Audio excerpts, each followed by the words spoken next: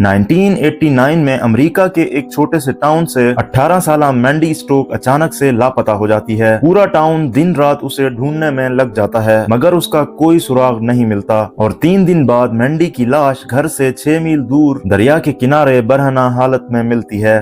Postmortem में पता चलता है कि मैंडी के साथ जिनसी ज्यादती करने के बाद किसी भारी चीज से उसके सर पर वार करके उसे जान से मारा गया था। पुलिस को क्राइम स्पॉट पर एक नामालूम शख्स का डीएनए मिलता है जिसके बाद पूरे टाउन के लोगों का डीएनए लेकर उससे मैच कराया जाता है मगर वो किसी शख्स के डीएनए से मैच नहीं करता। वक्त गुजरता गया मगर फिर भी केस बंद न हुआ। 30 साल बाद भी कातिल आजाद घूम रहा था। फिर एक दिन किस्मत ने पलटा खाया। 2 औरतें जो कभी मैंडी के कॉलेज में पढ़ती थी दोनों अचानक एक वाटर पार्क में मिलती हैं। बातों बातों में मैंडी का जिक्र भी आता है और दोनों एक ही नाम पर रुक जाती हैं क्योंकि उन दोनों को एक ही बंदे पर शक था और उसका नाम था टिम बास। टिम वही लड़का था जिसने कॉलेज में उन दोनों लड़कियों को भी हरासा किया था और उनसे जबरदस्ती फिजिकल ताल्लुकात बनाने की कोशिश की थी और टिम का घर भी मैंडी के घर से बहुत करीब था और उन औरतों ने पुलिस को टिम के बारे में अपना शक बताया। फिर पुलिस फौरन हरकत में आई और टिम से उसका डीएनए मांगा